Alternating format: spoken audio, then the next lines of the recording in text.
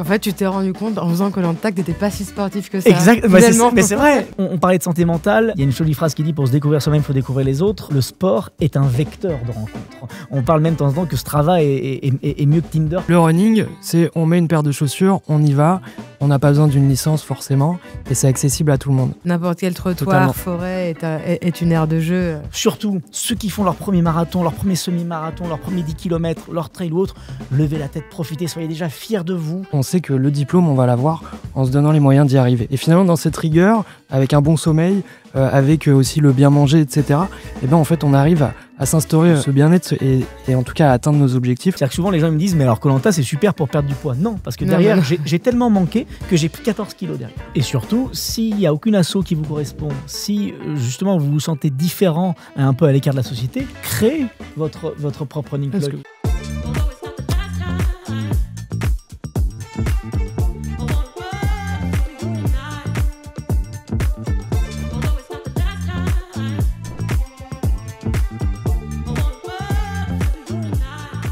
Bonjour et bienvenue dans la Bande Active, le podcast présenté par les Belles Années. Aujourd'hui, je suis ravie d'être accompagnée par deux grands sportifs puisque notre sujet, c'est le sport. Comment intégrer le sport dans sa vie, dans son quotidien, dans sa vie. Quels sont les leviers, quelles sont les motivations et comment surtout tenir sur la constance et la régularité. Je suis ravie d'avoir Pierre Melnet à nos côtés. Bonjour à tous. Salut Pierre, toi tu vas nous parler un petit peu de ton sport de façon amateur. T'en fais beaucoup le week-end, je pense. Ouais, tout à fait. Et on a la chance d'avoir un double participant de Koh-Lanta qui a aussi fait des saisons amateurs. Je vous conseille d'aller voir, c'est sur YouTube, c'est par GQ et c'est hyper intéressant. Il va nous en parler un petit peu plus. Alban Pellegrin, on est ravis de t'avoir aujourd'hui parmi nous pour parler de sport.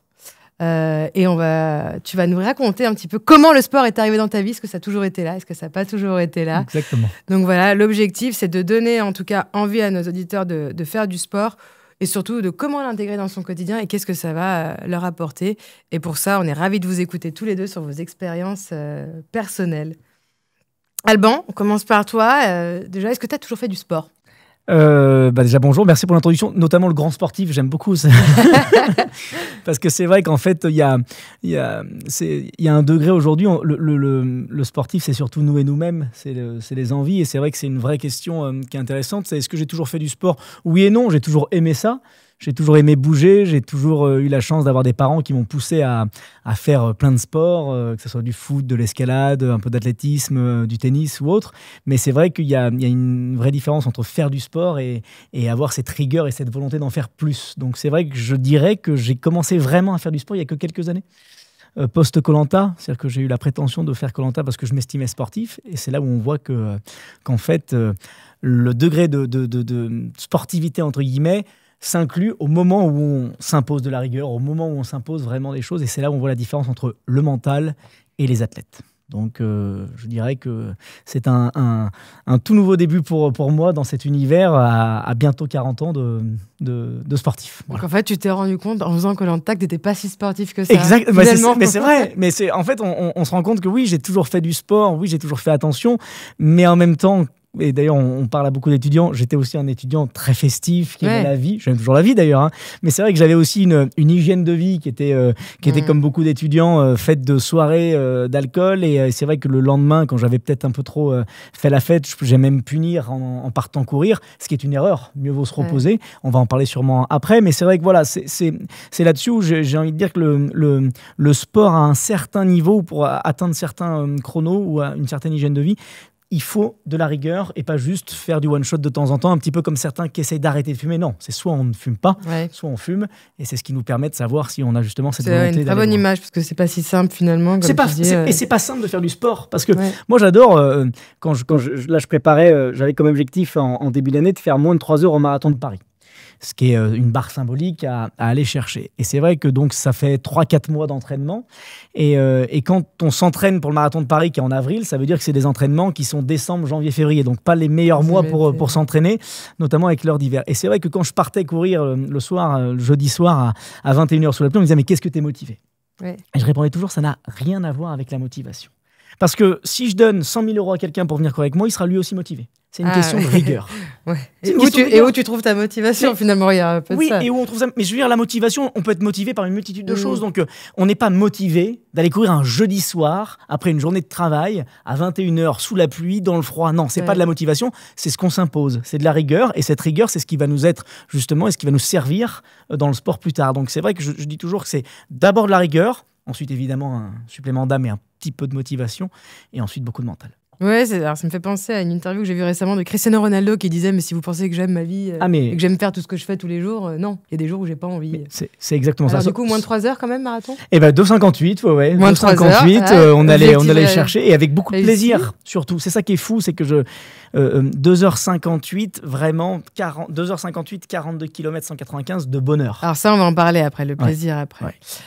Toi, Pierre, tu as commencé le sport quand ? Quand est-ce que c'est vraiment devenu quelque chose aussi qui faisait partie de ton quotidien ? Parce qu'en fait, c'est ça aussi, c'est à quel moment, finalement, ça devient une hygiène de vie, ça te passe de quelque chose que tu vas faire ponctuellement à quelque chose qui fait partie de ton quotidien. J'ai mon prof de sport qui me disait, ce que je racontais sur une position, je disais, c'est pas naturel. Mais bon, mais c'est quoi naturel ? Naturel, c'est les habitudes. C'est vrai. Donc, pour rester naturel, il faut développer des habitudes. Donc, est-ce que ça a été une habitude dès le départ, le sport ? Alors effectivement, moi, un petit peu comme Alban, j'ai toujours fait du sport étant jeune, etc. Mais c'était vraiment sur le côté activité sportive, mais du côté ludique. Voilà, tout à fait. Donc c'était vraiment la découverte de différents sports, autant des arts martiaux, des sports collectifs ou même le sport au lycée ou en études. Et c'est vrai que ça fait un petit peu plus de 6 ans maintenant que j'ai commencé à courir. Et au début, c'était vraiment pour un événement, pour vraiment me challenger un petit peu. Et au fur et à mesure, je me suis inscrit à un challenge, un second, etc. Et c'est vrai qu'à partir de ce moment-là, finalement, on s'inscrit dans un objectif. Et à ce moment-là, finalement, on va s'imposer une certaine rigueur. Donc c'est vrai que le côté sportif, où on passe du côté loisir, occupation presque enfantine, etc., de faire du sport ou comme de la musique, etc., de trouver l'équilibre ensuite entre la vie peut-être étudiante, ensuite sportive, et d'intégrer finalement une routine sportive qui permet de se challenger, mais d'avoir quelque chose objectifs finalement. Effectivement. Et de se vider la tête différemment aussi. Ouais. Quand on est étudiant, on parle beaucoup de la santé mentale des jeunes. C'était justement une question, c'est quoi les bienfaits du sport ? Parce qu'effectivement, nous, c'est un sujet, la santé mentale de nos étudiants. Alors, quand je dis nos étudiants, c'est parce qu'on est aussi exploitant dans les résidences étudiantes, qu'on gère 10 000 logements, donc autant de locataires étudiants. Et c'est vrai qu'on a vu des choses sur les dernières années qui sont assez préoccupantes sur l'état de santé mentale, finalement, des étudiants. Bon, quand on regarde un petit peu le contexte mondial, on se dit c'est compliqué d'avoir... on peut imaginer que pour un jeune, c'est compliqué d'être super optimiste pour l'avenir. Alors... c'est quoi les bienfaits mentaux, en tout cas, que ça peut nous apporter, ou même physiques, ou disciplinaires. Parfois, ça peut changer aussi, je l'ai dit, ce qu'on considérait naturel, finalement, en changeant ses habitudes. C'est quoi ? Qu'est-ce que t'a apporté le sport en termes de bien-être ? Se vider la tête. Je prends toujours l'exemple du Covid. C'est-à-dire qu'on n'a jamais vu autant de coureurs quand il y a eu le Covid. Pourquoi ? Être enfermé. Parce qu'en fait, on avait la possibilité de sortir de chez nous. Donc cette image, c'est exactement la même quand on n'est pas enfermé. C'est qu'en fait, faire du sport, c'est se vider de l'enfermement, c'est sortir de l'enfermement. Mais c'est aussi se l'imposer. C'est-à-dire que c'est avoir la volonté à l'époque du Covid, sortir un papier, avoir un rayon d'1 kilomètre et bouger un petit peu autour de soi, parce que c'est vrai que ça peut paraître un peu paradoxal de parler de la santé mentale aujourd'hui avec tout ce dont on a accès, et pourtant, au contraire, parce qu'on a accès à beaucoup d'informations, parce qu'on voit beaucoup de choses, il y a un côté très anxiogène chez les jeunes. Donc c'est vrai qu'il ne faut pas minimiser cet impact, ni ce mal-être, et qu'aujourd'hui, pourquoi est-ce que le sport est important ? C'est que ça permet justement d'aller se vider la tête. Souvent, et moi je le vois, pourquoi est-ce que j'aimais sortir et j'aimais faire la fête ? Attention, j'aime toujours sortir et faire la fête, mais de manière un petit peu plus modérée qu'avant. Mais pourquoi est-ce que j'aimais faire ça ? C'est que c'était ma manière à moi de me vider la tête, ma manière à moi de me dépenser, ma manière à moi, j'avais envie de dire, de me pousser. Et ben, j'ai trouvé à travers le sport, c'est même bien fait, sauf qu'à la fin de la séance, j'ai pas la gueule de bois que j'ai un dimanche matin quand je me réveille après une soirée, aussi sympathique soit-elle. Forcément, je comprends. Et du coup, quand tu te lances, alors ça a un aspect quand même assez important sur le bien-être. J'adore l'image de se dire, en fait, c'est comme le confinement, tu avais besoin de sortir de chez toi, là, tu as besoin aussi un peu de sortir de ta tête, finalement. Est-ce que ça peut aider, Pierre, par exemple, aussi à regagner une certaine confiance en soi ? Ouais, alors effectivement, là, le sujet du confinement, c'est là où beaucoup, en tout cas, se sont découverts potentiels coureurs, potentiels runners, s'est dit, tiens, bon, on a des baskets au fond de l'armoire, en fait, je peux les mettre et on va courir 1 kilomètre, puis peut-être des fois 2, 3, etc. Et on va se découvrir potentiellement sportif. Et en fait, c'est le côté exutoire. Effectivement, en tant qu'étudiant, on peut aussi trouver le jeudi soir. Mais le côté, en tout cas, bien-être, aujourd'hui, ça permet... moi, j'ai toujours le message un petit peu, c'est que on parle souvent de méditation, d'équilibre dans l'espace mental, etc., dans l'esprit. Ouais. Mais en fait, c'est en quelque sorte de la méditation active. Si on ne trouve pas les moyens de se reposer, de se poser, de souffler, peut-être qu'on peut aussi réussir à réfléchir tout autant, mais justement au travers de cet exutoire qui est le sport et justement les défis qu'on peut se représenter. Après, c'est vrai que le sport, aujourd'hui, on n'est pas obligé de faire des grands exploits.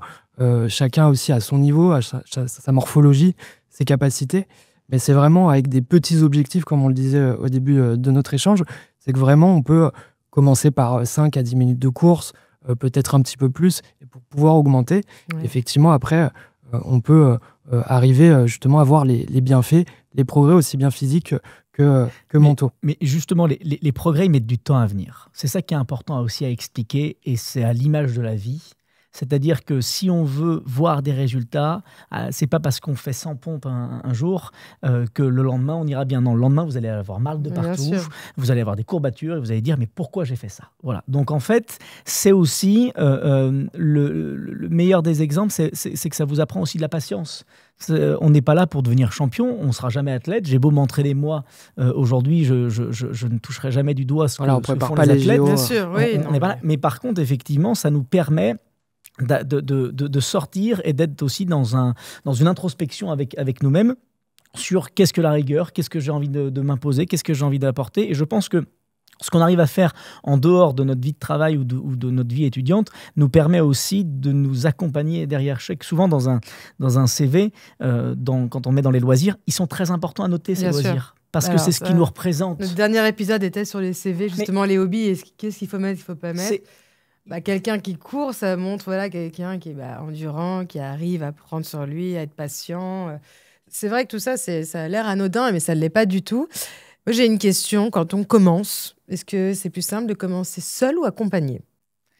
Ça dépend des gens. Ouais. C'est comme tout. Enfin, aujourd'hui, je dirais très sincèrement, notamment pour les plus jeunes, courir à plusieurs, c'est plus sympa. Quand même, hein, je veux dire, il y a un côté ludique, et d'ailleurs on le voit en ce moment, il n'y a jamais eu autant de prolifération de running club. C'est vrai, de partout. Très facile à créer. Donc on parlait de santé mentale. Il y a une jolie phrase qui dit pour se découvrir soi-même, il faut découvrir les autres. Le sport est un vecteur de rencontre. La course à pied est un vecteur. On parle même de temps en temps que Strava est mieux que Tinder pour faire. Alors on va parler de toutes ces applications qui permettent de suivre nos statistiques, nos performances, voire plus. Oui, mais exactement. mais je veux dire, donc c'est un exemple que je pense qu'au début, c'est toujours bien de se motiver à plusieurs. C'est toujours bien de s'encourager à.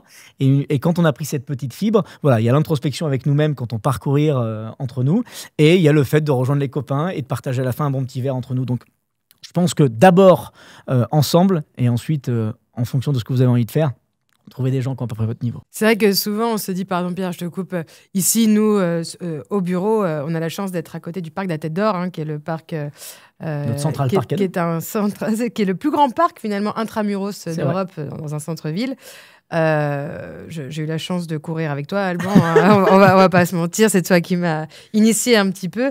Et c'est vrai que les premières fois, j'étais assez surprise, finalement, du nombre de personnes qui couraient dans le parc. Et je disais, mais c'est dingue, tout le monde court dans le même sens. C'est ça. Et il y avait ce bonjour où tout le monde se disait bonjour, alors qu'on ne se connaissait pas. C'est une petite communauté qui se crée. C'est une petite communauté, donc finalement, même si tu veux commencer seul, si tu arrives à trouver les endroits où il y a beaucoup de gens qui courent, finalement, tu peux aussi te sentir accompagné.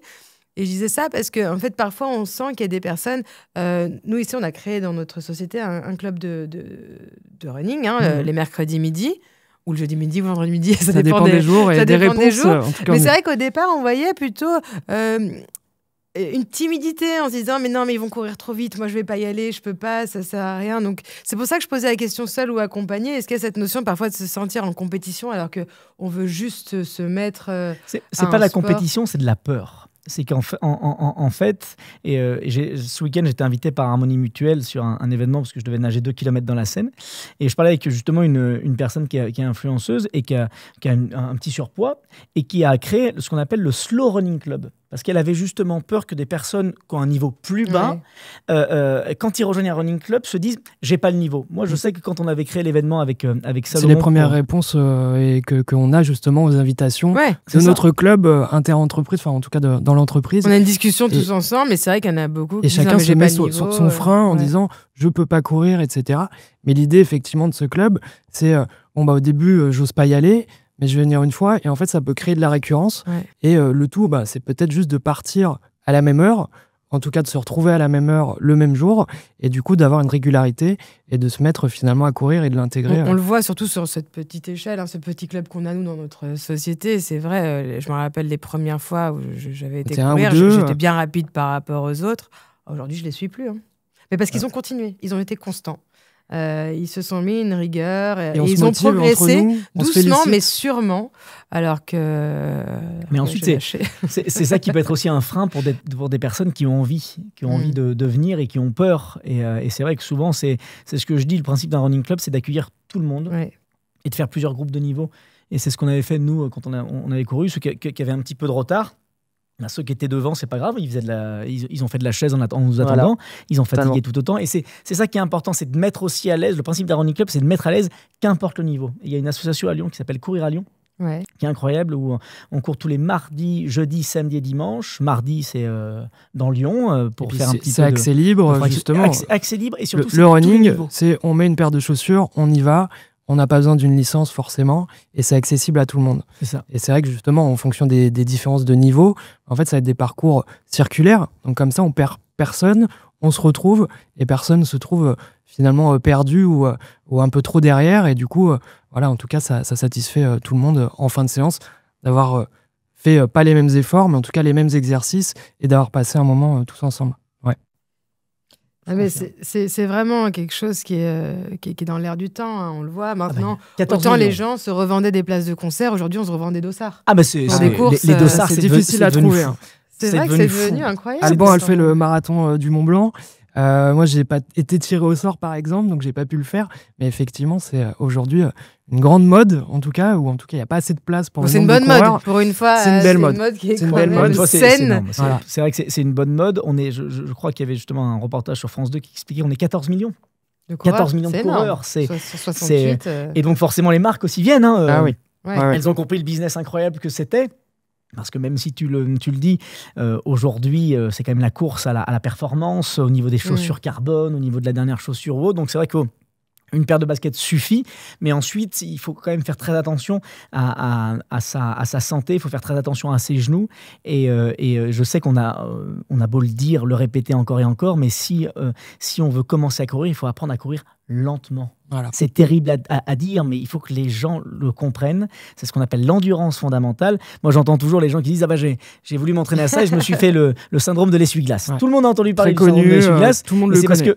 Parce qu'en fait, symboliquement, tout le monde va se mettre à courir et va se pousser, mais va pas accepter qu'il faut courir lentement. Mais ça, c'est encore un autre sujet. Mais c'est un peu l'image aussi de la fougue de la jeunesse, c'est qu'on a envie d'aller plus vite, trop vite de temps en temps. Mais on va pas leur reprocher ça. Mais c'est vrai que voir les performances justement d'autres coureurs, où on se dit il a couru un marathon, il a couru un 10 km, il a couru un semi-marathon en tant de temps. On peut vite penser que d'un coup on se challenge, ça devient la compétition.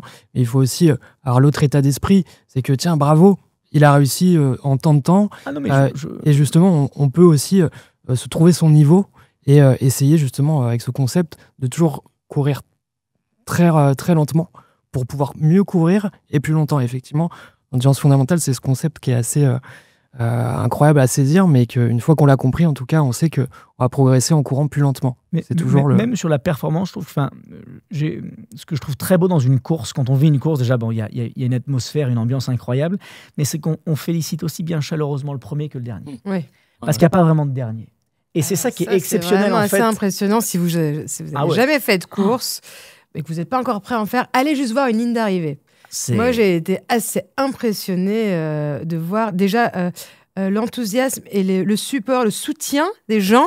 C'était un vendredi soir On peut s'imaginer que les gens ont plein de choses à faire. C'est le Tour de France et on est là en train voilà, de courir. les gens sont là, on est le champion, encouragent les coureurs et à la ligne d'arrivée, mais c'est comme si, comme tu dis, comme le dernier, c'est comme s'il était arrivé premier finalement. Mais parce que on parle, nous, de sport, on parle de gens qui en font, mais il y a beaucoup de gens qui malheureusement n'osent pas et donc qui admirent et qui se disent bravo à eux. Parce qu'effectivement, c'est quand même plus facile de rester dans son lit un dimanche matin et de regarder une bonne série Netflix que de prendre ses baskets et de sortir. Donc c'est vrai que je trouve qu'il y a beaucoup d'admiration. Je crois que la statistique est à vérifier, mais il n'y a qu'1% de la population qui a couru un marathon dans sa vie. 1% de la population. Donc c'est vrai que forcément, quand des gens assistent au marathon de Paris, qui est l'un des plus grands marathons du monde, ex aequo avec New York en termes de participants, parce qu'un marathon fait tout le temps la même taille.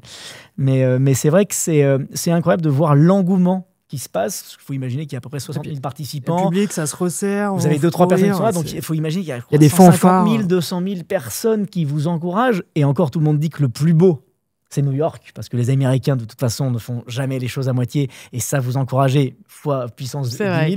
Mais c'est vrai que je trouve que les Français ont un jour fait quelque chose d'extraordinaire, et j'ai eu la chance de le vivre, c'était le marathon pour tous.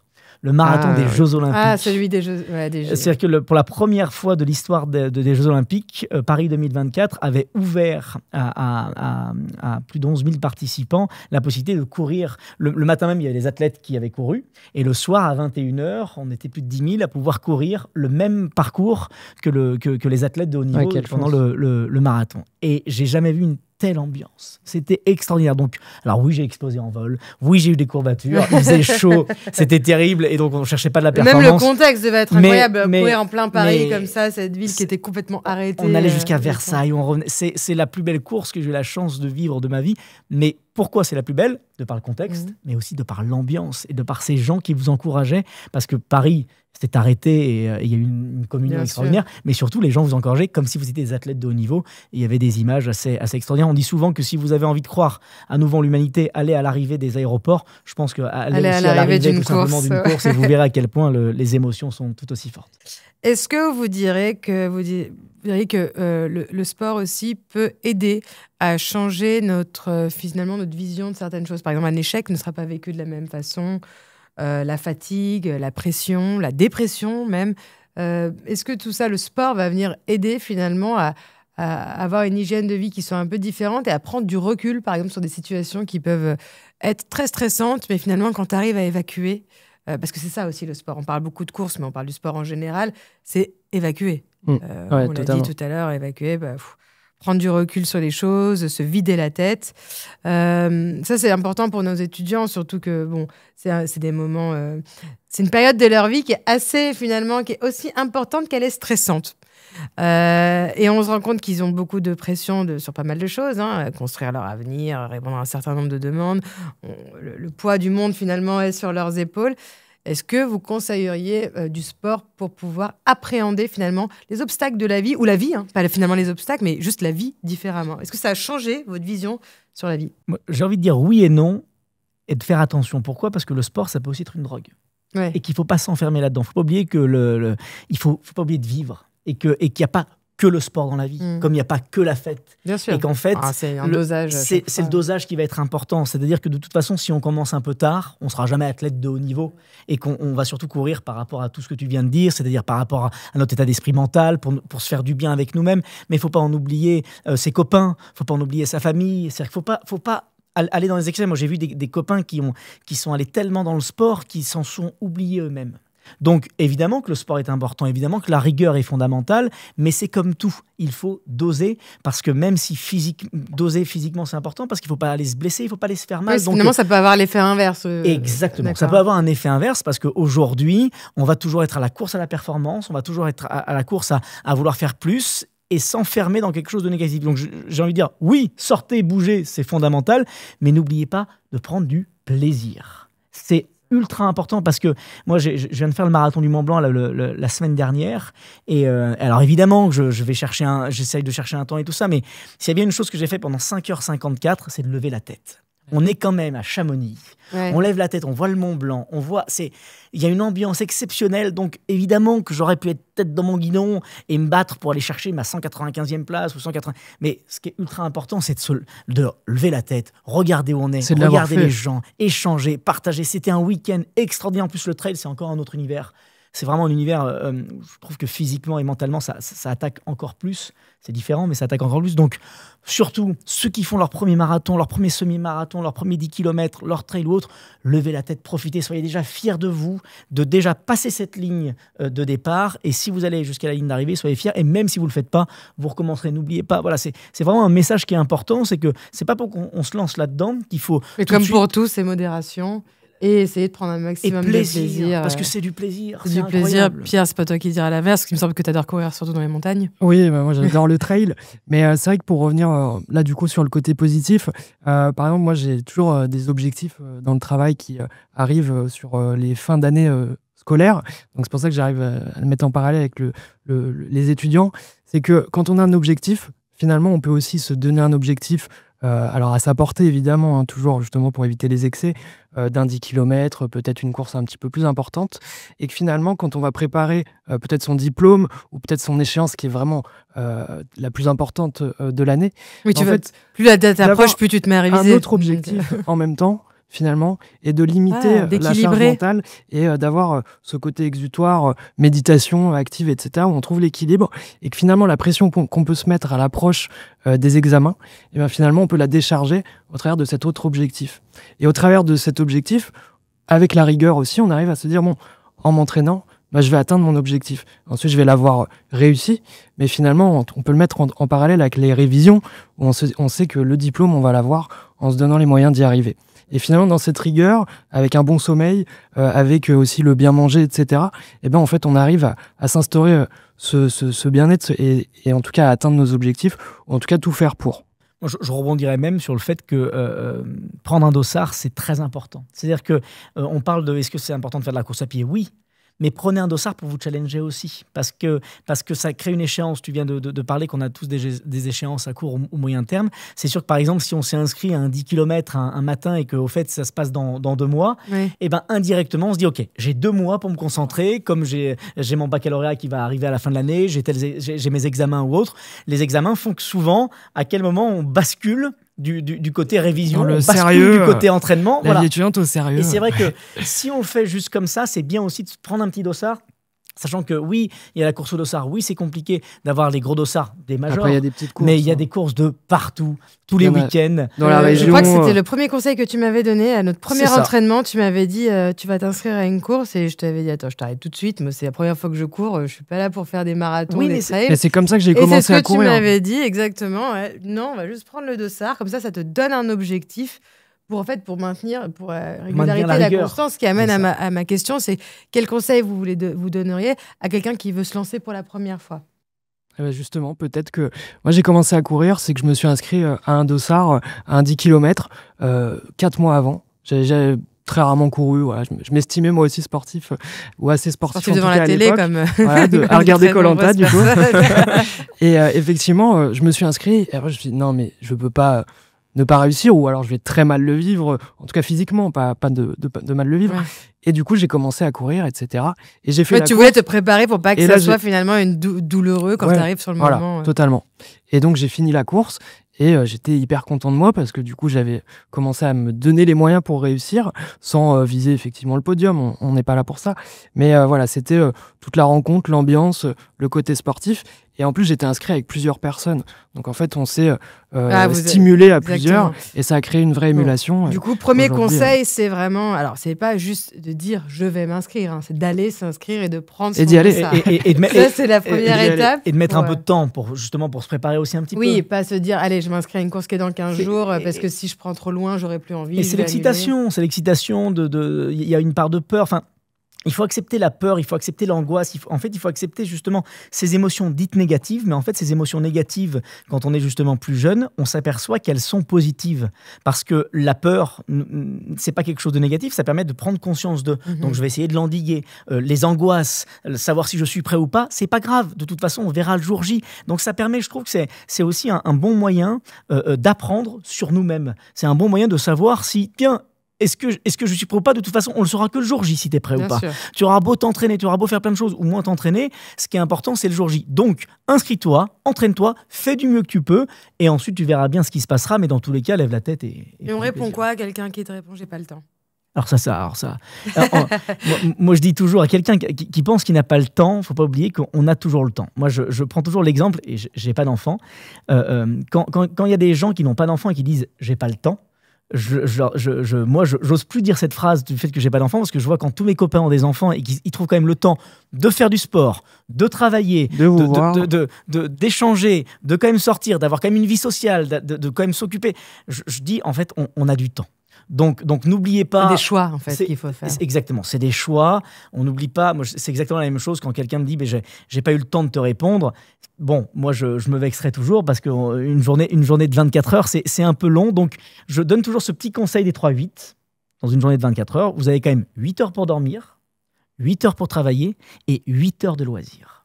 Ouais. C'est Kylian Jornet qui disait ça. Ouais, c'est Kylian Jornet qui expliquait que, attendez, vous trouvez que je m'entraîne beaucoup, il disait, parce qu'effectivement, il me dit, mais moi, si je pouvais m'entraîner plus, je le ferais encore plus. Il dit, regardez, dans une journée de 24 heures, et il décomposait sa journée de 24 heures. Il dit, ben non, je m'entraîne quoi, que 8 heures ou 10 heures par jour dans une journée de 24 heures. C'est pas énorme. Voilà, donc j'ai envie de dire à ceux qui pensent qu'ils n'ont pas le temps, je vous garantis qu'on a du temps, on en a, et surtout plus tard, quand on aura un certain âge, on regrettera d'en avoir un peu manqué. Oui, et puis surtout, on peut se dire, je commence par une demi-heure par semaine, exactement, 1 heure par semaine, et ensuite on voit si on a envie de faire plus. Mais c'est pas se lancer. Alors, on va en parler un petit peu parce que je pense que c'est un sujet là aussi. Finalement, on a eu l'arrivée de Strava, donc c'est finalement un réseau social pour les courses, et on a aussi aujourd'hui cette course à la performance pour montrer ou démontrer ce qu'on sait faire, ce qu'on sait pas faire. Alors, je dis pas que tous les utilisateurs de Strava sont comme ça, mais c'est vrai que quand on voit des dérives aujourd'hui entre des gens qui payent des coureurs, non, mais c'est vrai, je veux dire, en fait, c'est dommage de. Encore une fois, il faut pas généraliser, c'est une infime partie des utilisateurs. Mais c'est vrai que voilà, il faut pas que ça devienne quelque chose finalement comme Instagram, où à qui passe les meilleures vacances, qui a les plus belles robes, les plus beaux sacs, la plus belle copine, le plus beau copain. C'est censé être un outil de performance pour soi. Mais justement, c'est nous. Ou de lien, finalement. C'est nous avec nous-mêmes. Moi, je me souviens quand j'entraînais ma copine, elle disait, mais Alban, c'est bizarre parce que quand je compare mes stats Strava avec mes copines, elles vont beaucoup plus vite que moi. Je lui disais, fais-moi confiance. Je lui dis, statistiquement, on est peut-être plus lent, sauf que nous, on faisait du fractionné. Oui. On faisait 70% d'endurance fondamentale, 30% de fractionné. Donc, c'est sûr que quand on fait du fractionné, quand on va se faire 10 fois 30 secondes, ou quand on va faire 8 fois 1 minute 30 sur une piste d'athlétisme... Avec la récup. Avec la récup, forcément. La récup, c'est une récup active, mais on marche. Mais elle est tellement lente qu'effectivement, statistiquement, c'est terrible. Et bien, Georgie, quand elle a fait sa première Marseille-Cassis, elle fait un chrono incroyable et par rapport à ses copines. Je ne dis pas que j'étais ravi comme ça, c'est un clin d'œil. mais ça montre qu'en fait, les premières statistiques à voir sur... mais les premières statistiques à voir sur Strava, c'est d'abord nous et nous-mêmes. Il ne faut pas se comparer ce qui n'est pas comparable. Et si on a vraiment envie de se comparer, il faut se comparer le jour de la course. Oui. On ne regarde pas les athlètes de haut niveau, quel type d'entraînement ils font ou autre. C'est ça qui est important. Donc, moi, je trouve que le principe d'un réseau social, et Strava est un réseau social, voyons le positif. C'est un réseau social. Ça permet de se challenger sur certains segments, ça permet de voir des choses positives. Voyons le positif. Il y aura toujours des gens qui vont faire des dingueries. Il y aura toujours des gens qui vont même payer. Moi, j'adorerais qu'on me paye pour courir pour eux. Ça me dérange pas du tout.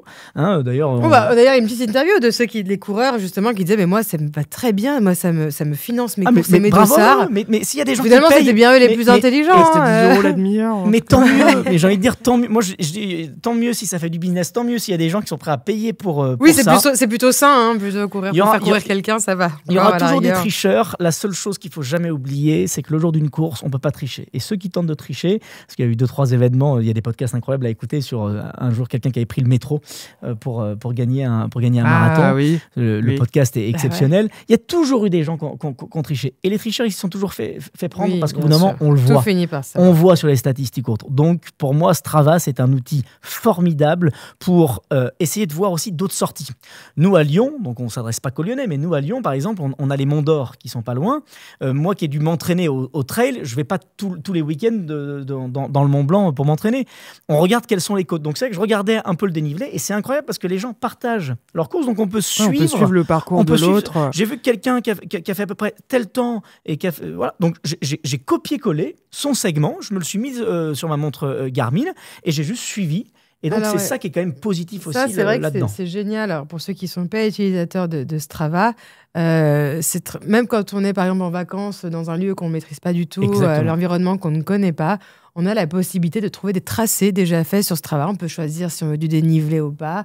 On peut choisir sa distance. On peut choisir la difficulté.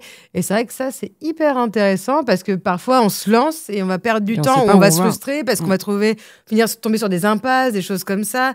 Et non, c'est vrai que c'est un outil qui est Et il top. faut tout. Je prends juste l'exemple de Casquette Verte, qui est un trailer très connu, qui disait qu'à chaque fois qu'il va dans un endroit, il regardait le segment et il battait toujours le record du segment. Et c'est ça aussi qui est beau. C'est-à-dire que Aller on chercher peut le du faire. challenge Exactement. contre... On peut le faire en loisir, on peut le faire en mode compète, on peut le faire en multitude de choses. Donc c'est vrai que c'est ça aussi qui est sympa sur Strava, c'est que c'est de la rencontre, c'est du partage, et c'est surtout nous avec nous-mêmes. C'est ce que tu disais, toi t'aimes bien courir seul, il y en a qui aiment bien courir à plusieurs, donc c'est vrai que c'est ça qui est intéressant. C'est vrai qu'on parle beaucoup de sport parce que tu l'as dit, Pierre, juste au début du podcast, c'est un sport qui se pratique sans licence. C'est un sport qui est au final accessible, ne coûte pas cher. Hein.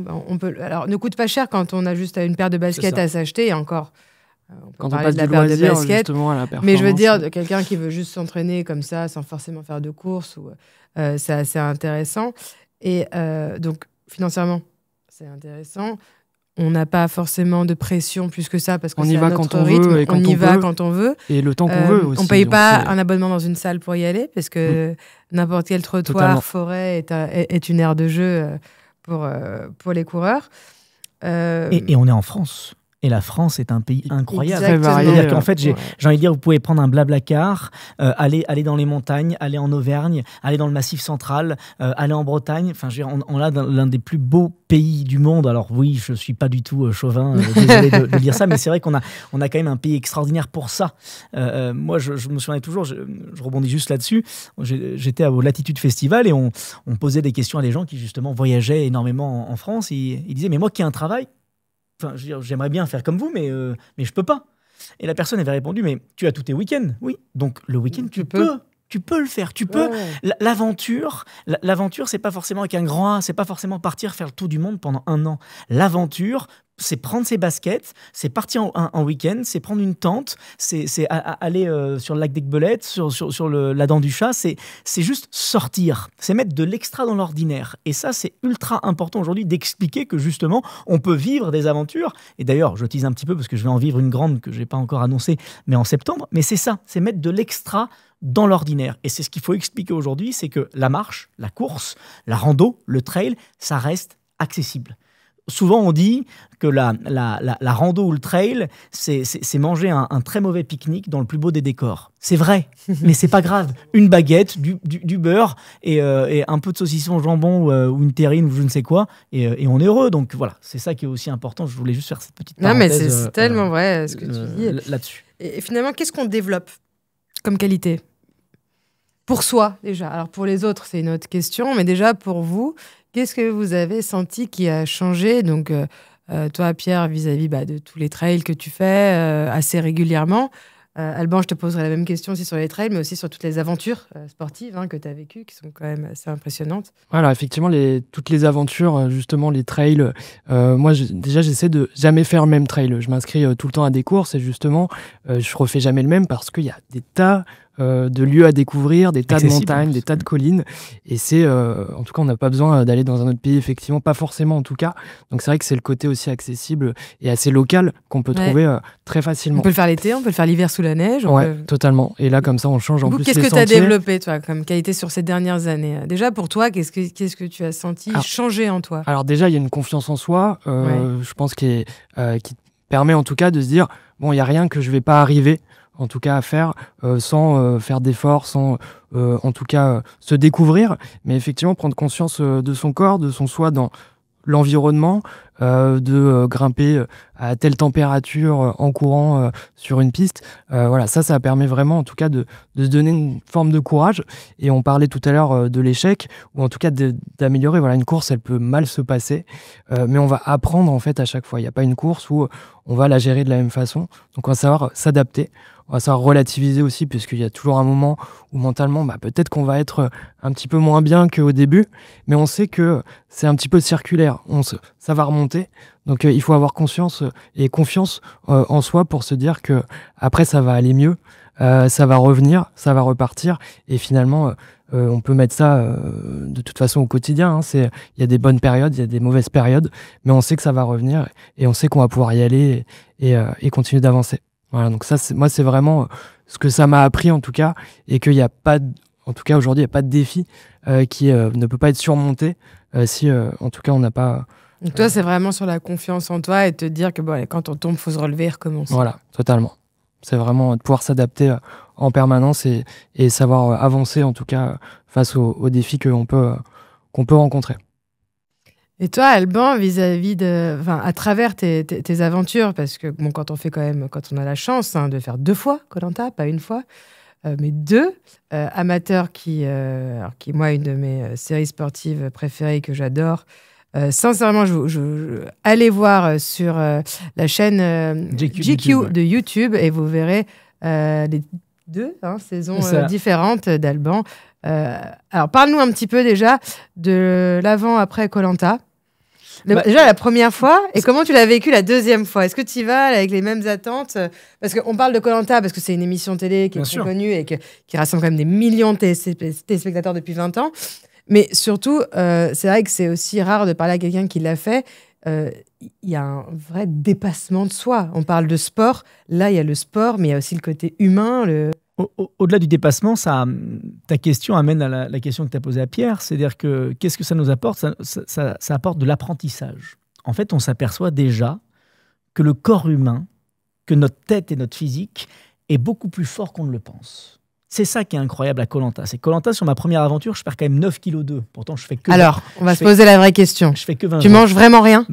Pour perdre 9,2 kg, en fait, ce que vous ne comprenez pas, parce que c'est une question qui vient souvent, c'est est-ce qu'on vous aide ou autre? Ce que les gens ne se comprennent pas, c'est que plus on souffre, plus indirectement, il va y avoir du spectacle. C'est ultra freudien comme concept. Et quand je dis que c'est freudien, c'est qu'en fait, le corps humain a une adaptabilité incroyable, mais vraiment incroyable. C'est-à-dire que souvent les gens me disent mais alors Koh-Lanta c'est super pour perdre du poids. Non, parce que derrière j'ai tellement manqué que j'ai pris 14 kilos derrière. Parce qu'en fait, justement, le corps humain c'est violent pour le corps. C'est très violent. Donc j'avais un rapport à la nourriture. Parce qu'on rappelle que c'est 40 jours maximum. Voilà. Donc perdre 10 kilos en 40 jours, voire moins généralement. Moi, c'est que 9,2 en 20 jours. Hein. Ouais. C'est-à-dire que le gagnant de ma première édition, je crois qu'il en perd 16. C'est monstrueux. Donc ça en apprend beaucoup sur notre corps humain et cette capacité à ce que le corps humain s'adapte. Et en fait, c'est à l'image de la course à pied, c'est qu'en fait, on s'aperçoit que on pensait être capable de courir un 10 km en moins d'1 heure, et puis finalement, on est peut-être capable de le courir en 50 minutes, et puis finalement, on est peut-être capable de le courir en 45 minutes. Donc, ce qu'on s'aperçoit, c'est qu'à la fin, qui est capable? C'est nous. C'est nous et nous-mêmes. C'est-à-dire qu'on est capable de se surprendre. Et c'est ce que j'ai envie de dire souvent aux gens avec lesquels j'ai eu la chance d'échanger sur Instagram, c'est n'essayez pas d'aller trop vite, mais commencez par vous surprendre vous-même. Soyez déjà fiers de vous. C'est quelque chose déjà important. Si un dimanche matin, vous êtes allé une seule fois courir, soyez déjà fiers d'avoir fait cette action 20 minutes, 30 minutes, même si vous êtes allé marcher. La marche, c'est du sport. N'en déplaise à certains. Sortir, marcher, c'est déjà formidable. Donc c'est ce que je dis, et c'est ce que moi m'a appris Koh-Lanta, c'est que ça m'a appris qu'en fait, la seule limite qu'on se fixe, c'est avec nous-mêmes. C'est qu'en fait, on a cette capacité, on parlait du temps tout à l'heure, en fait, non. Notre corps est bien plus capable qu'on ne le pense, on a beaucoup plus de temps qu'on ne le pense, c'est juste une question d'envie, de rigueur, de s'imposer. Moi, il y a une vidéo que j'adore sur YouTube, c'est un amiral américain des Navy Seals, je crois, qui dit « Si vous avez envie de changer le monde, commencez par faire votre lit ». Alors là, on lui dit, mais comment ça? Et il dit, il dit, parce que, en fait, faire son lit, c'est accomplir une tâche quotidienne. C'est-à-dire que c'est la première petite tâche. Et il dit que si on n'est pas capable d'accomplir une petite tâche, comment est-ce qu'on peut avoir la prétention d'en accomplir des grandes? Donc, commencez déjà par accomplir cette petite tâche. Et puis, même si cette petite tâche ne vous apporte pas de grandes tâches à accomplir, quand vous allez rentrer le soir, après une journée compliquée, que vous êtes fatigué, que vous allez voir votre lit fait, vous allez avoir une satisfaction parce que ça, c'est vous qui l'avez fait. Et bien, la course à pied, Koh-Lanta, les défis, les aventures, c'est à cette image-là. Commencez d'abord par vous challenger vous-même. Vous avez à prouver à personne. Le Strava, si vous avez envie de le mettre en privé et que personne ne vous suive, ça, on n'est pas obligé de faites-le publier aussi, avec vous-même. Et ça, c'est très important. Et la première des fiertés, c'est vous et vous-même d'avoir justement changé mentalement, si c'est pour des raisons de poids, si c'est pour des raisons mentales, les raisons, c'est propre à chacun. Et c'est ça qui est très important aujourd'hui, c'est qu'on est 7 milliards d'êtres humains sur Terre, donc je pense qu'on a 7 milliards de raisons différentes de vouloir faire du sport. On a, il faut le dire, pas tous la chance de pouvoir faire du sport comme nous. Oui, ça, il faut le dire, ça reste une chance de pouvoir se libérer du temps pour faire ça et d'être en capacité de se dire j'ai l'esprit assez libre pour me dire je vais aller courir et prendre une heure pour moi. Et l'état d'esprit, vous savez, je prends toujours cet exemple qui est incroyable aux Jeux Olympiques. Comment est-ce qu'il peut y avoir autant de médaillés olympiques en Australie alors qu'il y en a si peu en Inde? Prenez cet exemple, parce que c'est aussi un état d'esprit. Ouais. Alors, on parle évidemment sociétal, culturel ou autre, mais ce que je veux dire, c'est la capacité à pouvoir et à être à pousser les gens. C'est-à-dire que c'est ça qui est très... Je pense que la majorité en tout cas une minorité des Indiens ont d'autres préoccupations que... Oui, mais pourtant en Chine, il y a d'autres choses importantes. Donc c'est ça qui est important, c'est qu'en Australie, qui est un plus petit pays que la France, c'est quand même des champions des athlètes parce qu'ils ont cette culture du sport et cette culture du dépassement qu'on leur apprend et qu'on leur inculte de tout petit. Et je pense que à travers des podcasts, à travers les messages qu'on peut justement nous passer, même si on a réussi à pousser une seule personne à la fin de ce podcast à se dire bon allez, j'essaye, je mets les chaussures, je vais prendre mes baskets et je vais tester. Rien que ça permet en fait pour nous d'être ravis d'avoir transmis un petit peu ce message. Donc finalement, Koh-Lanta, première fois. Deuxième fois, tu l'appréhendes un peu différemment quand même? Alors, là, c'est... Est-ce que c'est plus... juste la question va être simple. Est-ce que tu l'appréhendes différemment sur la stratégie ou sur l'aspect sportif? En fait, c'est comme en amour. Le plus beau, c'est la première fois. Ok. Voilà. Même quand c'est imparfait. La première fois, même si c'est imparfait, quoi qu'il se passe, vous vous en souviendrez toute votre vie. C'est la découverte. C'est-à-dire que vous avez beau... C'est une émission qui existe depuis 20 ans. On a beau savoir tous les tenants et aboutissants. Moi, je m'en souviens, c'est quelque chose... je l'ai fait en 2015, donc ça faisait 15 ans que ça existait. Et quand on m'a demandé de faire mes affaires, je suis allé dans mon placard. J'avais aucune affaire technique.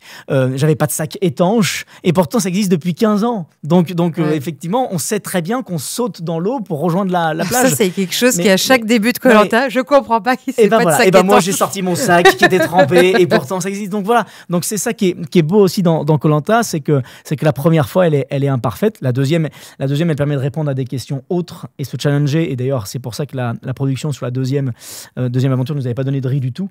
Parce qu'ils savent que mentalement, je tiens plus longtemps sur ma deuxième édition. Pourtant, je perds beaucoup moins de poids. Parce qu'en fait, mentalement, j'étais préparé. Je le savais. Donc, c'est fou comme le corps aussi s'adapte à ça. On avait moins à manger, mais physiquement, mentalement et sur tous les autres aspects, j'étais prêt. Donc, la plus belle, c'est la première fois. Et la deuxième permet de répondre à d'autres questions. Et la troisième, un jour peut-être. Ah. Non, mais je dis ça comme ça. On aimerait bien. On aimerait bien. On va parler un peu d'Amateur. Est-ce que tu connais Amateur, Pierre? Tu as déjà regardé Amateur? Très bien, ça fera une nouvelle vue juste après. Alors moi, c'est quelque chose que j'aime bien. Est-ce que tu peux nous en parler un peu plus? Parce qu'on est au-delà, en plus de l'aspect uniquement sportif. Il y a l'aspect culturel, l'aspect découverte de l'autre, d'une culture, parfois d'une religion même. Donc on va rappeler ce que c'est Amateur rapidement. Amateur, on fait découvrir une culture à travers son sport national. Donc on va dans un pays. La saison 1, c'était en Thaïlande. Et donc j'ai fait de la boxe thaï avec comme leitmotiv. Et si pour se découvrir soi-même, il fallait affronter les autres. Voilà. Donc c'est vrai que le sport, pour moi, est un vecteur social incroyable. On disait que justement, il y a qu'importe, quand on est en tenue de sport, on ne voit pas vraiment, quand on est en short et en basket, on ne voit pas vraiment notre niveau social. C'était aussi l'avantage un petit peu à l'époque de l'armée ou toutes ces choses-là. C'est la seule chose qui compte, c'est vous et vous-même et vos camarades. Donc c'est vrai qu'aller en Thaïlande, ça a été incroyable parce qu'on a rencontré des gens, les personnages principaux là-bas, c'est eux. Moi, je suis secondaire. Alors même si effectivement, au bout de 7 jours, j'affronte un pro sur un ring et on verra si je me fais casser la gueule, mais ça, c'est mon côté sadomaso, c'est encore autre chose.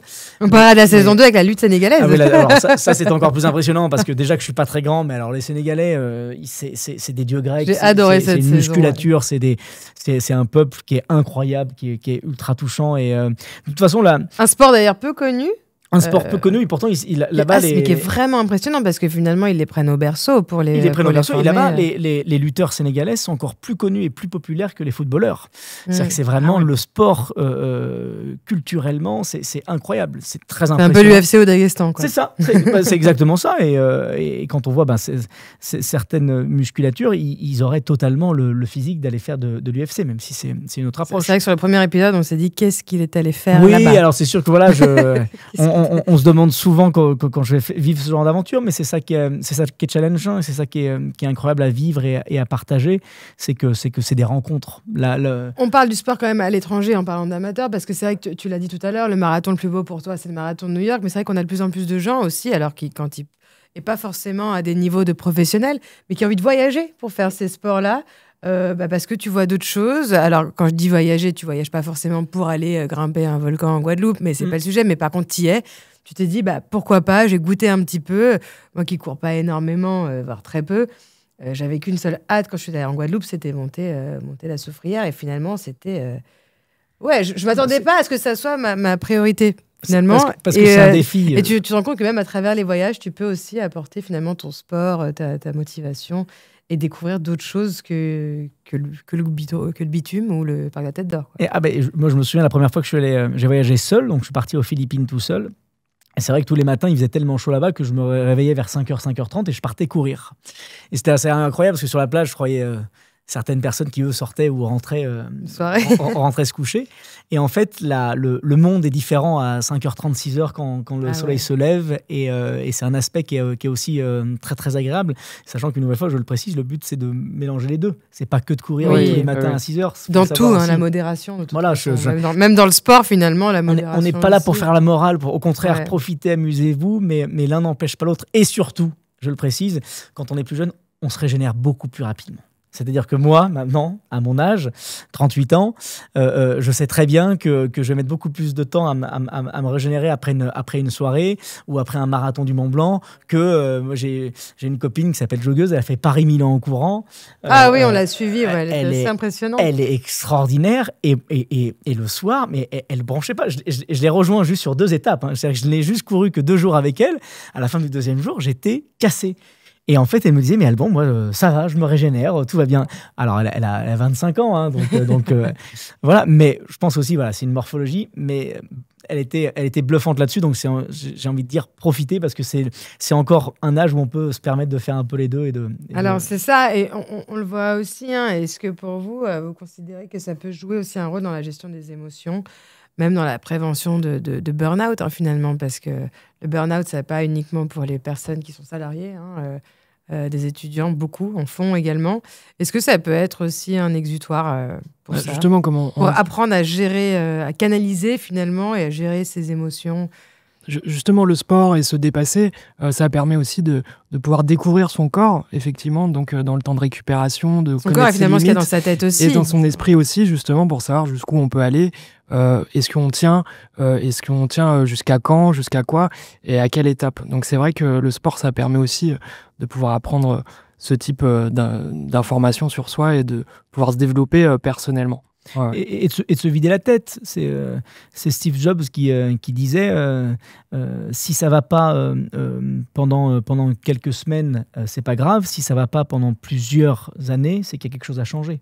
Et c'est à l'image du burn-out, c'est-à-dire qu'il faut être en capacité de voir c'est normal qu'on ait tous des coups de moins bien, c'est normal qu'on ait tous envie de temps en temps de changer. On est quand même effectivement une génération où on a accès, et c'est pour ça que je dis toujours attention aux réseaux sociaux. C'est qu'avec les réseaux sociaux, on pense que les gens ont une vie meilleure que la nôtre, qui sont tous en train de s'éclater, ou que le métier d'influenceur est un métier très facile ou autre. Mais voilà, il y a aussi tout ce qu'il y a derrière. C'est pas parce qu'on voit des gens qui sont sur des plages paradisiaques que forcément c'est paradisiaque. Non, mais la simplicité. On le voit de plus en plus, reality versus mais c'est Instagram. important. Mais c'est important de le préciser et de le rappeler que la morosité, elle n'est pas parce que je suis là. Au contraire, le principe du réseau social, c'est de voir des gens sur Instagram qui montrent certaines randos à faire et de se dire, tiens, je vais tenter de le faire. En fait, c'est d'avoir juste cette envie de faire des petites choses et de se dépasser, justement quand on a des petits mentalement, quand on a des doutes, quand on se pose des questions, que ce soit dans notre travail, que ce soit dans notre vie familiale, que ce soit dans nos relations amicales ou sentimentales. Le sport est un vecteur et permet de s'échapper un petit peu et de retrouver l'équilibre, je pense. Donc au contraire, je pense que je ne suis pas médecin, donc je n'ai pas cette prétention-là, mais je pense que ça aide vraiment à prévenir peut-être des burn-out. Pourquoi ? Parce que ça permet de se découvrir soi-même et de connaître nos capacités aussi de fatigue, d'épuisement ou autre. Et puis alors, surtout quand on fait du sport, souvent on est très fatigué après, donc en principe, la nuit est toujours meilleure. Mais bon, ça c'est sûr. Mon point de vue. Je fais jamais de sport, je n'ai jamais fait de sport, j'ai envie de m'y mettre. Vous me conseillez de quoi ? Déjà, bravo. Déjà, bravo. Déjà, bravo. En fait, c'est le plus important, c'est que déjà... Avoir l'envie, déjà. Je fais jamais de sport. T'as envie, avoir envie, c'est déjà bien. C'est déjà bien. C'est vrai. Faut pas dire, voilà. Déjà, avoir l'envie, c'est super. Donc, t'as envie, c'est cool. Et ensuite, on va regarder de quelle manière... Je commence par quoi ? Une salle de sport où j'ai un peu de distraction, j'ai que des machines, des coachs, que des gens autour de moi qui font ça, où je me dis, allez, j'en fais une paire de baskets, je vais essayer de au moins marcher, peut-être marcher rapidement si j'ai jamais couru. Tu conseilles quoi, toi ? Moi, je serais plus du côté basket parce que justement, la salle de sport, on va peut-être avoir tendance à se comparer. Il y a déjà du monde, il peut y avoir du bruit, je connais pas les outils, etc. Alors que, effectivement, quand déjà on n'ose pas être allé au sport, on n'a pas fait de sport depuis des années, on veut s'y remettre, on a souvent aussi l'estime de soi où on va pouvoir se remettre en question avant de se dire qu'on va pouvoir réussir. Donc c'est vrai qu'il faut y aller vraiment étape par étape. Faut pas justement brûler les étapes, pas aller trop vite, pas surcharger et gérer l'intensité aussi des entraînements après au fur et à mesure. Donc faut vraiment réapprendre à se connaître, se redynamiser et puis justement ensuite y aller et voir les bienfaits que ça permet. Et se challenger. Petite stat, en tout cas, plus d'1 million d'étudiants sont potentiellement concernés par les offres sportives universitaires chaque année. Donc là aussi, n'hésitez pas à aller voir le bureau des étudiants dans vos universités. Il y a forcément des activités sportives qui sont proposées. Et là aussi, vous allez pouvoir être guidé finalement et accompagné. Donc si vous vous sentez trop seul et vous ne connaissez rien et vous ne maîtrisez pas, vous avez les réseaux sociaux, vous avez des podcasts que vous pouvez écouter qui vont vous mettre le pied à l'étrier, ou alors tout simplement aller dans les associations sportives universitaires qui seront ravis d'avoir de nouveaux membres. Et surtout, s'il n'y a aucune asso qui vous correspond, si justement vous vous sentez différent, un peu à l'écart de la société, créez votre propre running club. Parce que vous allez vite retrouver quelqu'un qui vous ressemble. De temps en temps, il y a des gens à Paris, ils ont créé un running club autour du flanc. C'est extraordinaire. Et ils cartonnent. C'est-à-dire qu'ils ont dit, moi j'aime courir, j'aime le flanc, je vais faire un running club autour du flanc. Mais c'est génial. Ils courent, ils vont manger des flancs après. Et ils ont un partenariat avec des boulangeries pour aller ensuite tester des nouveaux flancs. Ce que je veux dire, c'est que si demain, vous ne vous sentez pas en adéquation avec ce que propose le BDE ou avec quoi que ce soit, créez votre propre running club. Et déjà, la première personne que ça va satisfaire, c'est vous. Et ça veut dire qu'il y a aussi des gens qui seront un petit peu comme vous et qui auront envie de courir, qui auront envie de courir à des niveaux plus bas ou à des niveaux plus hauts, à faire telle ou telle chose. Donc voilà, lancez-vous parce que souvent les mots MAUX qu'on peut avoir sont en commun avec d'autres personnes et c'est là où on s'aperçoit qu'on n'est pas si seul que ça et que c'est pour ça que je parlais tout à l'heure du slow running club, c'est que si on a envie de courir mais qu'on se trouve trop lente et parfois ça peut nous dissuader alors qu'il y avait une volonté. Alors qu'en fait il y a plein de gens qui ont envie de courir aussi très tranquillement et qui ont envie et moi c'est ce que je faisais avec ma copine qui me disait mais quand on commence quoi à 7h30 de 7 minutes 30 du kilomètre, je fais fais-moi confiance, on commence doucement parce qu'il faut pas non plus s'en dégoûter. C'est vrai que ça tu le répétais souvent, ralentis tu vas te griller, ralentis tu vas te griller. Il faut pas se dégoûter, il faut pas se faire mal, il faut pas se dégoûter. Donc déjà soyez fiers de vous, rien que de courir un petit peu et ayez cette sensation de se dire c'était trop lent, c'est la meilleure des sensations. C'est ce que dit mon coach quand j'ai fini le marathon de Paris en 2,58. Il me dit comment ça s'est passé. J'ai dit je crois que j'aurais pu faire mieux. C'est la meilleure des sensations de ne pas arriver cramé.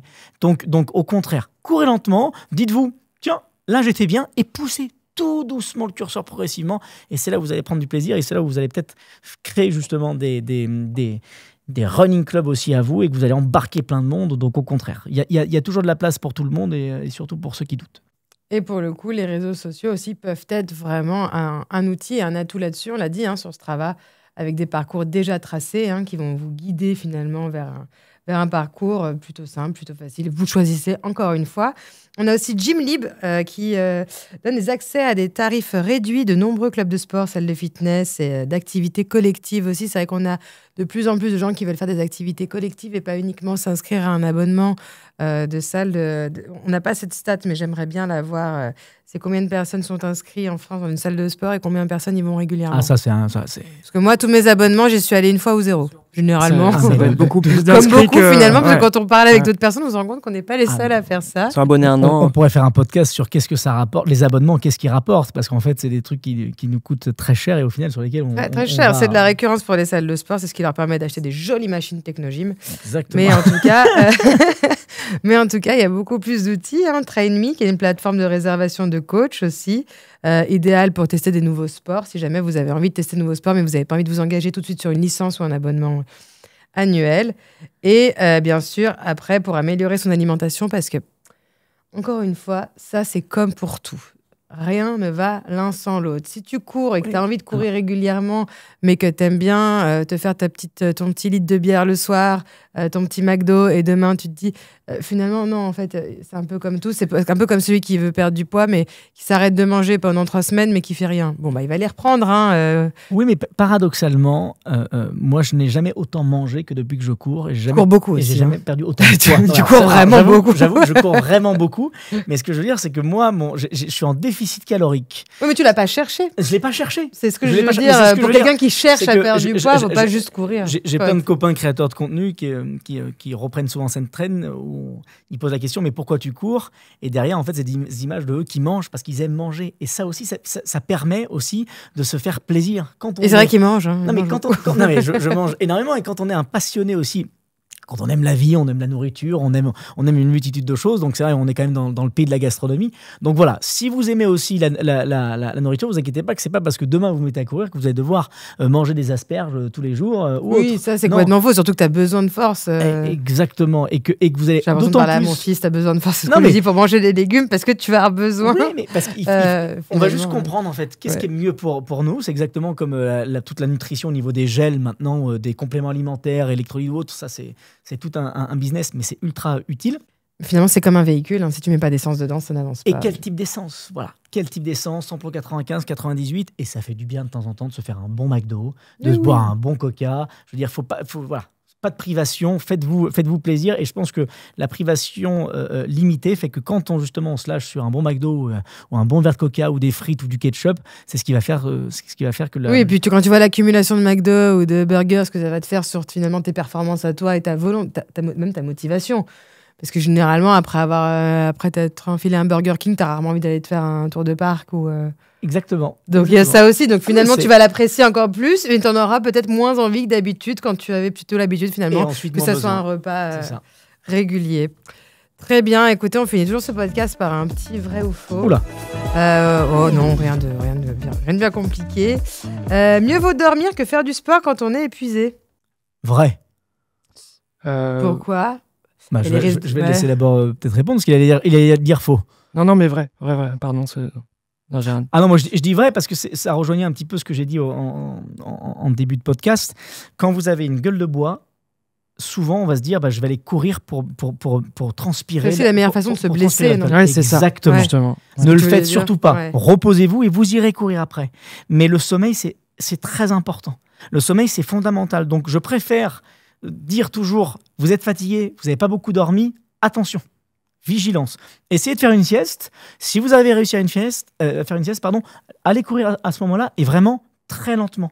Parce que votre corps, il va pas vous lâcher entre guillemets. Et la séance, de toute façon, va pas faire plaisir. On va vite le sentir. On va finir. On va forcer. On était à fond. Et en fait, après, on est encore C'est ça. plus mal qu'au début. Donc Voilà. non, dormez. On aura le lendemain ou sur le lendemain, mais c'est pas pour reporter. Hein. C'est juste Oui. parce qu'on a besoin de sommeil. Il faut se et reposer, il faut c'est- récupérer. c'est fondamental. Faire du sport le soir empêche de bien dormir. Alors, pas forcément, puisque effectivement, on peut. En tout cas, on va pas faire d'intensité. Hein. Oui, voilà, C'est faut pas toujours faire ça. des sports à Il faut haute mesurer, intensité, genre 20 minutes Il avant faut de te mesurer coucher. son effort aussi. Si c'est de 18h à 20h, bon, ça peut aller. Mais on va pas, en tout cas, faire un semi-marathon jusqu'à 23h. Donc, en tout cas, on peut en tout cas faire un petit entraînement et ça va pas du tout empêcher de dormir. Justement, on va sûrement même mieux dormir parce qu'on va aller se doucher. Alors, on va plutôt manger après même. Comme ça, on n'aura pas le ventre trop lourd. Et comme ça, on va avoir une super nuit pour le lendemain. À l'heure du téléphone portable, mieux vaut faire un semi-marathon même jusqu'à 23h que de rester scroller sur son téléphone parce que la dopamine et surtout vous allez mettre plus de temps à dormir. Donc au contraire, les écrans font bien plus de mal que le sport le soir. Exactement. Donc même si vous avez envie de faire un semi à 23h, foncez. Le sport fait forcément perdre du poids? Non, pas du tout. Non. Non, parce que il faut lier à une alimentation, à une hygiène de vie. Il faut qu'il y ait une cohérence aussi dans toute la vie. On dit toujours quand on débute, quand on veut perdre du poids, c'est 70% dans l'assiette, 30% d'activité sportive. Mais d'abord, c'est dans l'assiette. La première perte du poids, elle est dans l'assiette. Souvent, on dit 50-50, mais je veux dire, quand on veut vraiment perdre, ça va être 70% dans l'assiette et 30%. Et surtout, il n'y a pas de miracle. C'est pas parce qu'on court 2 fois que d'un coup, voilà. N'oubliez pas que quand vous courez, la première chose que vous perdez d'abord, c'est de l'eau. C'est de la transpiration. Exactement. Moi, mes stats Garmin m'ont dit que pendant mon marathon du Mont Blanc, j'ai perdu 6 litres d'eau. 6 litres d'eau pendant 5h54. Alors, il faisait très chaud, donc évidemment, j'ai bu beaucoup. Mais je n'ai brûlé que quasiment 4000 calories. Voilà. Mais c'est de l'eau qu'on perd. Donc, c'est vrai que souvent, l'erreur qu'on fait, c'est je vais courir, je me mets sur la balance et je vois que j'ai perdu du poids. Oui, si on pouvait perdre de la graisse ou de la graisse viscérale en 4 heures, ça se saurait, on sauverait. Ça permet de mesurer le poids, justement, la déshydratation. Exactement, c'est de l'eau. Au contraire, si on doit se peser, c'est le matin au réveil, mais je veux dire, c'est pas après le sport, et au contraire. Donc, non, d'abord, on fait attention un petit peu à sa alimentation, ensuite, on fait du sport, et ensuite, ça va devenir 70-30, 50-50, et ensuite, c'est que du bonheur et de la bonne humeur. Et enfin, est-ce que vous diriez qu'il faut un programme minimum structuré pour pouvoir progresser, ou en tout cas voir sa progression? Alors, tout dépend de l'objectif, mais effectivement, moi, je dirais pas un programme spécifique, mais en tout cas une récurrence où on essaie de varier les terrains, de varier les durées, les longueurs et parfois un petit peu la vitesse. Mais c'est vrai que tout dépend de l'objectif. Si on est sur une petite course et pour rester dans le plaisir, on n'est pas obligé de se faire un programme d'entraînement très spécifique. Mais là, après, on rejoint encore une fois la question du début, c'était entre le loisir, entre la performance, le sport, qu'est-ce qu'on veut et quel est notre objectif. Il n'y a pas de dualité. C'est-à-dire qu'au contraire, c'est pas parce qu'on a envie de se challenger que ça reste pas du loisir et du plaisir. Et que c'est pour ça que je pense qu'aujourd'hui, à l'heure de ChatGPT, si vous avez envie d'avoir un programme d'entraînement incroyable, je vous garantis que vous lui posez la question, vous avez un programme d'entraînement incroyable. Ouais, j'ai déjà découpé une course. Et c'est vrai que je suis pas là pour critiquer Pierre de Coubertin. L'essentiel, c'est pas que de participer. L'essentiel, c'est vous et vous-même. Donc l'essentiel, c'est de vous pousser. L'essentiel, c'est pourquoi est-ce que j'ai envie de faire ça. Et donc, on n'est pas là juste pour participer, on n'est pas là juste pour aller courir juste un dimanche matin. Non, qu'est-ce qui va nous faire du bien? Donc, Pierre de Coubertin, on le salue, parce que nous on ne fait pas que participer, on se challenge avec nous-mêmes.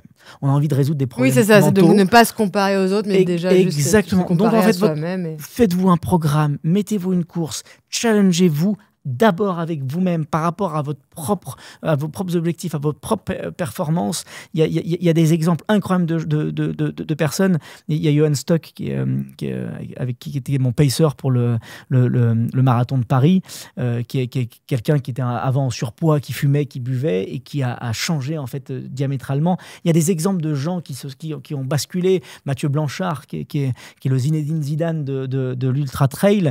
Avant, il était ingénieur au Canada. Donc voilà, il y a plein d'histoires qui montrent que la course à pied, le trail, tout ça, c'est accessible. Et ça ne veut pas dire qu'on va changer de vie ou on va changer de travail ou autre, mais on va changer d'état d'esprit, de mentalité, et qu'aujourd'hui, si on a vraiment envie de se faire un peu mal, parce que c'est quand même le but, c'est de se faire un peu mal, il va falloir se mettre une certaine rigueur. Se faire un peu mal pour se sentir bien après. Exactement. Donc le conseil, c'est déjà, faites-le pour vous.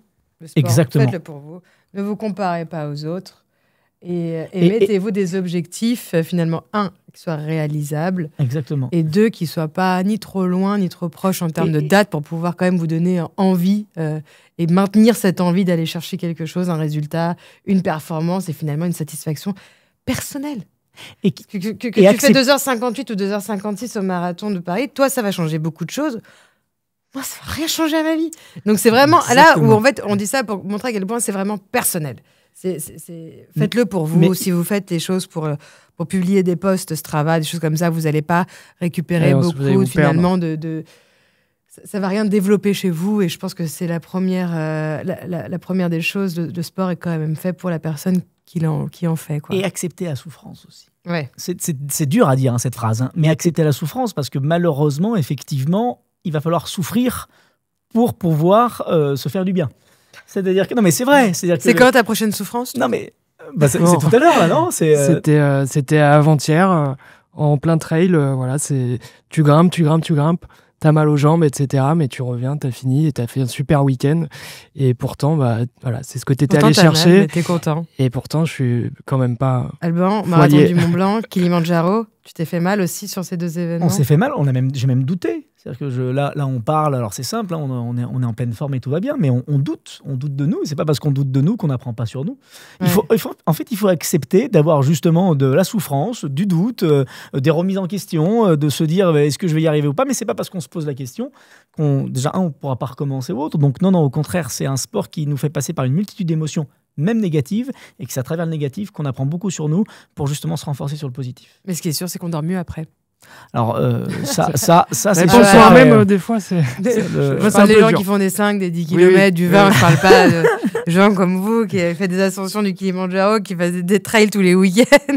Non, normalement, on dort mieux après, parce qu'après une bonne fatigue, effectivement. En tout cas, on a l'esprit qui est assez apaisé et on est content de nous-mêmes et d'avoir justement vu et vécu tout ça sur la course qu'on vient de terminer. Exactement. Bah écoutez, j'étais vraiment ravie de vous recevoir. Merci pour toutes ces informations qui sont quand même ultra précieuses. C'est vrai que le sport, c'est important, c'est très très important. On a de plus en plus de gens qui s'y mettent. C'est vrai qu'on s'est beaucoup attardé sur la course, mais parce que c'est quand même le sport le plus abordable et finalement qui concerne le plus de monde en France. Je crois que tu donnais 14 millions de coureurs. Tu donnais cette stat qui est juste énorme. Et c'est à la portée de tous. Donc n'hésitez pas. Et on était ravis de vous voir. Merci beaucoup. C'était donc Morgane, Alban et Pierre pour le podcast La Bande Active, présenté par les Belles Années. Au revoir.